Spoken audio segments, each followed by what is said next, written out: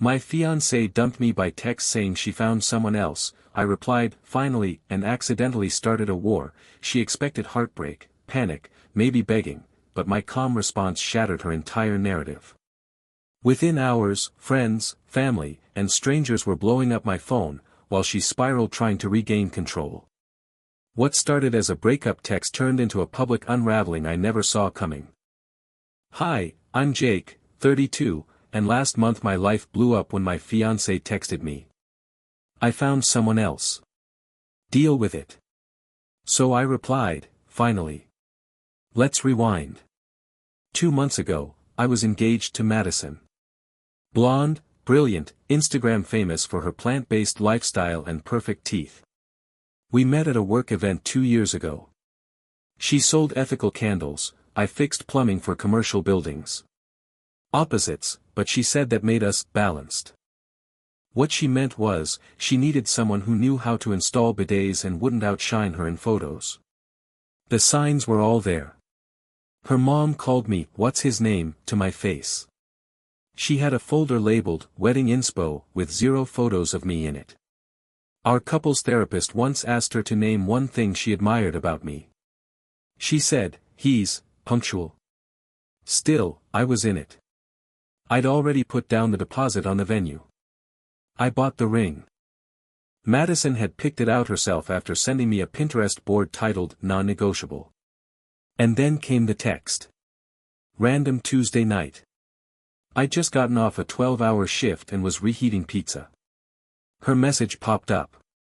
I found someone else. Deal with it. No apology. No explanation. Just vibes. So I stared at the screen. Let the shock settle for about 3 seconds. Then I typed back. Finally. And that's when the real drama started. Because 30 seconds later, my phone exploded. Madison. What the hell does that mean? I didn't reply. I went to sleep. The next morning, I woke up to 18 missed calls, 4 texts from her sister demanding answers, and one very unhinged voicemail from Madison's friend Chloe telling me I'd ruined a good woman. But here's the twist. I wasn't heartbroken. I was relieved. Because for the last 6 months, I've been walking on eggshells. Madison turned everything into a branding opportunity. We couldn't go on a date without a tripod and a ring light. She posted a teary video after our dog had diarrhea and got 10K likes for showing raw vulnerability. And me? I was a prop. Her fiancé, Jake, who held the camera and paid for brunch. So I made a choice. I leaned into it. That day, I took a selfie with the pizza I'd reheated, still in the Tupperware, and posted it with the caption. She left. I stayed. The pizza didn't judge me. It went viral. 3 days later, I had 45,000 new followers and a sponsorship offer from a frozen meal brand. Meanwhile, Madison. She was losing her mind. And I wasn't done yet. The moment Madison saw my viral post, she called me 6 times in a row. I didn't pick up. Then came the Notes app apology she posted on her story. Black text on white background, full of typos and phrases like, "We were on different paths," and "I wish him healing." Healing. I was eating toaster waffles on my couch in gym shorts watching Shark Tank reruns. I didn't need healing, I needed popcorn. But here's the kicker. Chloe, her ride-or-die bestie who once told me I was budget Jake Gyllenhaal, DM'd me. "Hey. Just checking in. You okay?" That's when I knew things had turned. Because in Madison's world, when Chloe defects, it's like a small coup. A crack in the social media empire. I replied, "Doing fine, thanks. Pizza sends its regards." She liked the message. Didn't say more. 3 days later, I get a text from my cousin Rob. "Bro, you're on the T-Thread subreddit." Turns out, someone had dug up a TikTok Madison made 3 weeks before the breakup, her on a solo trip to Joshua Tree. Except she wasn't solo. There was a guy's reflection in her sunglasses, and it wasn't me. Internet detectives did what they do. They found him. His name? Asher. Asher is a breathwork coach. Asher plays acoustic covers of Billie Eilish songs in cafes. Asher has a tattoo of a pinecone that represents masculine resilience. Madison didn't just leave me. She left me for the human version of a Whole Foods essential oil aisle. And still, I was calm. Chill, even. Until I got a call from the venue we'd booked. "Hi Jake. Just confirming, Madison said you approved the date change and she's moving the deposit to her new partner." I actually laughed. Like out loud laughed. "Let me get this straight," I said. "She's taking our wedding deposit and using it to marry Asher the exhale enthusiast?" Silence. Then the receptionist said, "Should we not do that?" "Correct," I replied. "You should absolutely not do that." I spent the next 2 hours on the phone undoing every joint account, canceling the cake tasting, and transferring the storage unit rental we shared back into her name. The one with all the decorative signage that said things like, "Mr. and Mrs. Manifest." That night, I made another post. Just me in front of the empty unit, holding a box labeled, "Her vibe is plants." Caption: "She took the cactus and the guru. I kept my peace." Madison. She posted a sunset selfie with the caption, "Sometimes the moon has to lose the sun to shine." Girl, what? My inbox flooded with messages. One from her cousin, Lily, who I'd always liked. "Can I just say? You dodged a certified lemon." I was starting to think she was right. But then, one more twist. My mom called. "Jake. Madison just posted that she's pregnant." I stopped breathing for a full 5 seconds. No way. Not now. Not my kid. But if it was. That changed everything. So I drove to Madison's place. Not angrily. Not panicked. Just, surgical. I needed clarity. I needed confirmation. I needed to know if I was about to be a dad to a tiny kombucha-scented human. Her new apartment was above a boutique yoga studio with incense that made your eyes water. I rang the bell. Waited. She opened the door barefoot, wearing a linen robe and holding a ceramic mug with some kind of frothy potion in it. "Jake," she said, all breathy and ethereal. "Did you come to fight or to understand? To understand why you posted you're pregnant 2 weeks after breaking up with your fiancé." She sipped whatever she was drinking like it was tea and not a potential lie. "It's symbolic," she said. "Excuse me. It's about rebirth. Releasing the old version of myself and carrying new light into the world." I blinked. "So, not an actual pregnancy?" "No. God, no. I'm birthing transformation." I nearly sat down on her doormat from relief and rage simultaneously. "Madison, you can't just fake pregnancy metaphors on the internet right after dumping your fiancé. People thought you were. People project," she said. "That's on them." I stared at her, baffled. "Do you understand how completely deranged that is?" She narrowed her eyes. "You're being hostile. I thought I might have a child with a woman who does headstands on TikTok for brand deals. I think a little hostility is earned." She sighed, deeply, like the conversation was exhausting her inner moon goddess. "This energy. This is why we didn't work. You always lived in the literal. I'm a plumber. Things either leak or they don't." At that, she slammed the door. I didn't even knock again. I walked down the stairs and out into the sunshine and stood there for a second, hands on my hips, just marveling at the madness. On the sidewalk, an older woman was walking her dog and must have overheard, because she looked at me and said, "Did she say she's birthing transformation?" "Yeah," I said. She nodded, deadpan. "Run." And so I did. Not physically, I still had frozen pizza in the back seat I didn't want to spoil, but mentally, spiritually. I ran. I went home. Turned off my phone. Sat on the couch with my dog, Pepperoni, and just exhaled. That night, I got a call from Chloe. She's spiraling, she said. Posting weirdly cryptic poems and going live to cry about being abandoned. She left me, I said. I know, Chloe said. But she's spinning it. I'm not playing PR cleanup for a woman who dumped me over text and tried to reallocate our wedding deposit. Chloe hesitated. I just thought you should know. Asher's already gone. I sat up straighter. What? Yeah. Took his guitar and his healing hammock and ghosted. I actually laughed. Loud. So, what now? I asked. She'll try to get you back. And I knew, without a doubt, she was right. Because Madison never lost. She rebranded. And I was about to become the redemption arc in her next performance. It took exactly 48 hours. First came the breadcrumb texts. Hope you're well. Then, saw a dog today that looked like Pepperoni. Made me think of you. Then the real opener, I've been doing a lot of inner work.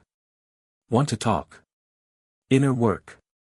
That's code for, I googled shadow work and cried into a smoothie. I ignored her. I wasn't ready for whatever performance art that conversation would become. I focused on work. I helped a woman unclog a kitchen sink that had 4 rogue spoons in the drain trap. I felt more emotionally connected to those spoons than I did to Madison. But she wasn't giving up. One morning, I opened Instagram and saw it. A black and white reel of us. Old clips. Her montage. Me holding her hand at the pumpkin patch. Me smiling as she adjusted the tripod. Me hugging her mom while holding 2 matcha lattes like an unpaid assistant.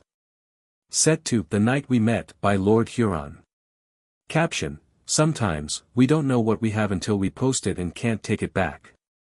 I nearly choked on my toothpaste. The comments were unhinged. Girl. Go get him. Y'all belong together. He's a real one. Manifesting your twin flame reunion. And then. At Jake the Pipe King, you better not break her heart again. Again. I hadn't even touched it. I was just standing there holding her ring light while she edited captions about emotional authenticity. But the message that pushed me over. A DM from her mom. Jake. You were the best thing that ever happened to her. Please come over for dinner. We miss you. I texted Chloe. She's weaponizing nostalgia. Chloe replied. She's weaponizing everything. So I did the only reasonable thing. I made a video. Just me. No music. Sitting on the floor with Pepperoni. Hey, Internet. Some of you may know me as the ex-fiancée of someone who recently transformed in front of a ring light. I wish her well. I truly do. But let's clear a few things up. I listed the facts. Yes, she dumped me by text. No, she wasn't pregnant. Yes, she tried to reuse the wedding venue for her new boyfriend. No, I will not be returning to a woman who broke up with me via emoji. I ended it simply. Closure isn't a reunion. It's locking the door and walking away before the smoke machine kicks in. The video blew up. People started tagging me under her posts like it was a custody battle for internet sympathy. I hated it. I didn't want a fandom. I wanted peace. Then, one night, she showed up at my apartment. Hair curled. Lips glossed. Wearing the sweater I once said made her look like a caramel latte. Jake, she said, breathy again, I miss us. And behind her, out of the corner of my eye, I saw it. Her phone was mounted on her dashboard, front camera facing us. She was live streaming. She wanted the reunion arc. The surprise twist. The humble apology tour. Are you serious right now? I said, staring at her phone. She followed my eyes. Oh, that's just for accountability. I shut the door. Gently. Not angrily. Not dramatically. Just, closed. Behind me, Pepperoni barked once, like a period on the sentence. She stood out there for a full 5 minutes, live streaming to nobody. Then the car started and she drove away. And I finally felt it. Not relief. Not rage. Closure. After the live stream stunt, Madison didn't text again. Instead, she pivoted. Posted a carousel titled, "Things I've Learned from Loss." First slide was a photo of her staring out over a canyon in dramatic backlight. The rest were quotes, none credited, about letting go, leveling up, and how, some people only love you when you're broken enough to fix. Which was wild, considering she broke me and then got mad I didn't stay in pieces. But me? I stayed quiet. Deleted nothing. Said nothing. Just lived. I got a call from my friend Nate a few days later. "Dude. I showed your video to my cousin's marketing guy. They want to talk to you." "About what?" "My trauma." "No. Your delivery. You're accidentally good at this." I met the guy, Cam, at a food truck. He wore all black and said things like organic reach, and let's spin this into a monetizable arc. I blinked. "I'm not trying to be an influencer, man. I'm a plumber. I fix things when they go sideways." He grinned. "Exactly. You're a blue-collar Buddha with a deadpan. You're authentic. That's currency now." I should have walked. I should have laughed. But instead, I made one more video. Just a Q&A. Me answering real questions people had sent, about relationships, boundaries, breakups, pizza toppings. I kept it real. No ring light. No background music. Just me and Pepperoni, who ate half a sock in the middle of filming and nearly choked on camera. The video hit 3.4 million views in 48 hours. I got invited on a podcast. Then another. Then a panel called "The Soft Power of Saying No." I was still doing plumbing jobs. Still fixing water heaters and snaking drains, but now people recognized me on the street. "Yo. You're the finally guy. I sent your reel to my sister after her ex tried to move back in with a turtle and a DJ booth. My cousin said your voice helped her leave a guy who only communicated in snap streaks." I didn't feel famous. I felt useful. And then, out of nowhere, I got a letter. A real one. Handwritten. Loopy cursive. No return address. It read, "Jake. I'm sorry. Not just for how I left, but for how I used you. You made things feel safe. So I tried to turn you into an anchor instead of a person. That wasn't fair. I don't expect forgiveness. I just wanted to say it. I read it twice. Then folded it back into the envelope. I didn't feel triumphant. I didn't feel vindicated. I just felt done. That night, I walked Pepperoni through our quiet neighborhood, and for the first time in weeks, I didn't think about damage control. I thought about what it meant to rebuild. Not revenge. Not redemption. Renovation. 1 month after the breakup text heard round the internet, I stood in a hardware store aisle comparing 2 nearly identical faucet handles and realized I hadn't thought about Madison in 3 straight days. It hit me like good air conditioning in a heat wave. I was over it. Not performatively over it. Not, look how well I'm doing, over it. Just, at peace. I picked the handle that felt right. Brushed nickel. Not too shiny. Clean lines. Looked like it belonged in a life with no drama. That week, I got a DM from a woman named Tara. Subject, "You fixed my grandma's sink last year and then accidentally fixed me." I clicked. "Hi. You probably don't remember, but last winter you came to my Nana's house and installed a new water heater. I was there helping her recover from surgery. You told a joke about banana peels and cursed in front of a radiator and made my day better when I really needed it. Anyway, just wanted to say, I've seen your videos now. You're still funny. You're still kind. If you ever want to get coffee, Nana approves. So do I. I smiled like a fool. Typed back. Tell Nana she's got excellent taste. Coffee sounds good. 3 days later, we met at a tiny cafe that smelled like cinnamon and forgiveness. She wore glasses and had a band-aid on her thumb and laughed at one of my jokes before I even got to the punchline. That's when I knew. There was no camera on. No agenda. Just connection. We sat for 2 hours talking about dumb things, movies that aged badly, terrible first dates, the time she tried to cut her own bangs in college and ended up with a mullet. I didn't mention Madison. Didn't need to. Some stories don't need sequels, they just need to end. By the second coffee, Tara looked at me and said, "You're not what I expected." I get that a lot, I said.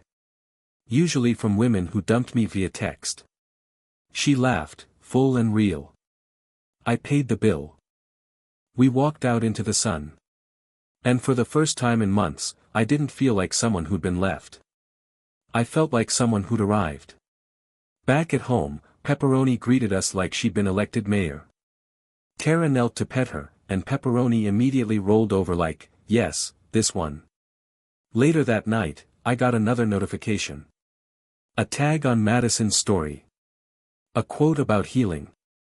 A selfie with a journal and a new crystal. I didn't click it. Didn't watch it. Just let it disappear into the stream of content where she lives now. Because here's what I learned. Closure isn't a big moment. It's a quiet one. It's not the door slamming. It's you realizing the lock changed, and you don't need to try it anymore. Madison found someone else. So did I, mine was myself. And a girl who laughed before the punchline.